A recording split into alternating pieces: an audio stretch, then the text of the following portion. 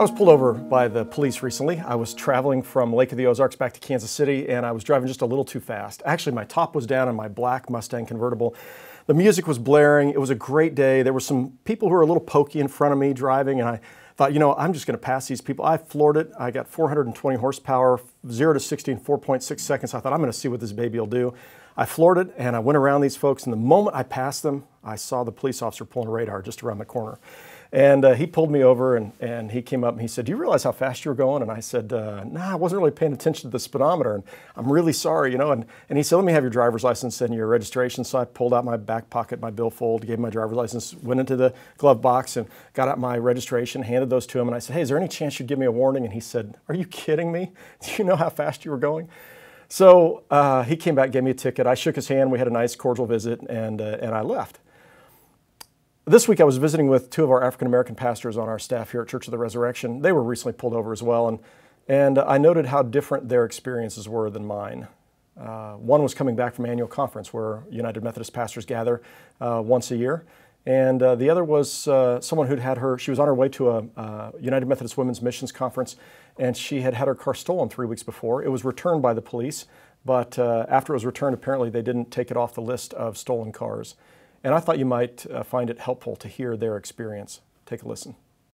I was on my way to Fayette for a missional school event for the United Methodist Women's Group.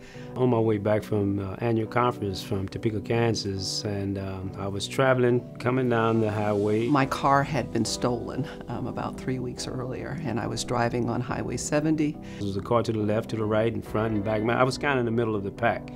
Found myself being pulled over by the highway patrol. Put on his lights, and instantly I just felt, man, he's gonna pull me over. And when I got to the side of the highway, the shoulder of the highway, noticed that it was not only one highway patrol car, but three with guns aimed at me. I had both my hands on the steering wheel. I just wanted to make sure that he could see my hands. I didn't want to give any indication of any, wrong movement. And so he asked for my identification, driver's license. I said, "Officer, I just want you to know I'm gonna get, my license as you requested, and it's in my, my left pocket. I'm gonna get, my wallet out and give it to you." And I made sure I held onto the steering wheel with my right hand. And get out of the car, hold your hands up, and make your way to the back of the car where there was another highway patrol person waiting there. While the other officer took my purse and went into my wallet and took out my ID and then went to his car and checked on me. I was, yes, a little anxious and a little bit afraid, and I just didn't want to do anything to upset the officer. Didn't want to say anything or make any wrong movement. I can't even begin to describe the fear, the kind of torment that rose inside of me. I mean, when you are told to do something by the authority, and it's a possibility that you still may get shot, it's just, what else could it be other than, perhaps some element of race? My rights as an individual were kind of violated, and I wondered if the racial tension that was in the air in our nation, in our country, didn't have something to do with the way that they responded. And all of us feel the pain of all of these people. If we don't feel this pain, it's almost saying that, you just divorced from human. And so taking time to hear each other's stories and to respect those stories as true and believable, I think is part of the first step. And then secondly, to ask the question, what can I do to make it better?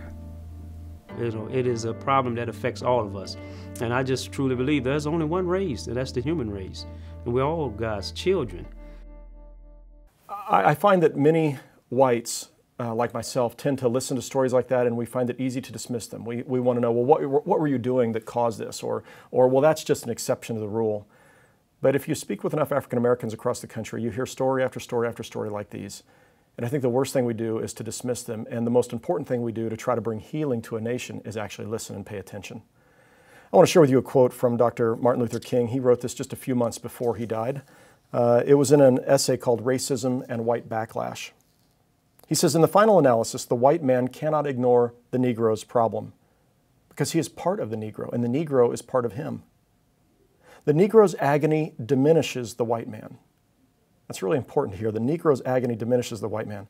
What is needed today on the part of white America is a committed altruism which recognizes this truth. True altruism is more than the capacity to pity. It is the capacity to empathize, to feel the ache and anguish of the Negro's daily life. CNN asked the question this last week, who can heal America? Is it Donald Trump? Is it Hillary Clinton? Is it Congress? I don't think any of them are going to heal America. The wounds are here in the heart, and those wounds have to be healed by a heart transplant, if you will, a changed heart. And I believe that 85% of Americans who are Christians have the opportunity to bring healing. Jesus called us to love our neighbors, we love ourselves. That includes loving, it includes listening, it includes understanding, standing up for those who can't speak up for themselves. That includes not only African Americans, it includes police officers who put their lives in harm's way and who are today quite anxious as a result of what's happened in Dallas. And so somewhere for us to be able to listen, to understand, to engage in holy conversations with one another in which we are hearing each other's life experiences and then saying, let's work together to see that the world looks more like the kingdom of God that Jesus taught about. I think we can do that, but we have to be willing to listen, engage in conversations, and then to speak up. I want to encourage you to be part of the solution and not part of the problem.